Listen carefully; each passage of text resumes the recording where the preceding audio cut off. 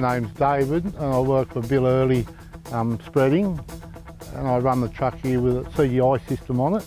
The advantages I see are its smoothness of ride in the machine is one, which translates into a lot more driver comfort, a lot less wear and tear on all your components in your truck, such as your spring bushes, cab mounts and so forth. I've used these systems before on a similar truck and I know you'll get a lot longer life out of those components with one of those systems fitted. Another big advantage is the extra traction you gain from having the extra tyres pattern on the ground. They tend not to want to spin so much when you get into a bit of wet going. They'll just keep turning without the spinning going on, which tears all the grass out. Yeah, that's the thing, like, let the tyres down, you get that better ride and no jar through your vehicle.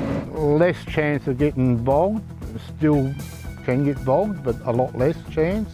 Less compaction, it is noticeable. I've worked next to a truck that hasn't had it fitted in the same conditions, and it's been a lot less mess when I come out when you compare the two trucks.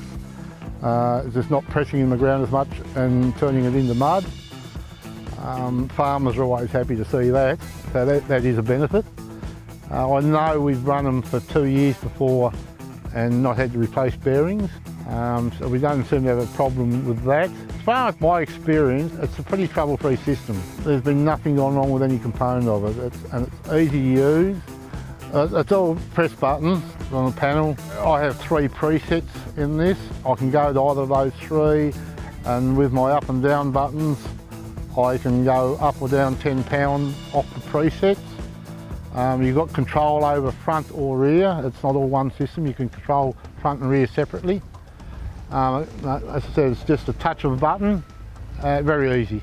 You've got to be prepared to monitor it, and I don't note anything down, but certain things stick in your mind, and you remember what pressure relates to what job, what load you're carrying.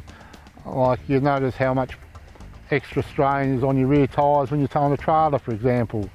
You notice you could have a load on without the trailer, drive somewhere and the pressure doesn't move, but if you put the trailer on, it might go up 5 pounds or more. So you just pick up all this, and if you want to get right into it, you could juggle everything around to try and make everything better for the truck. Yeah, better for the tyres. It's 340 horsepower.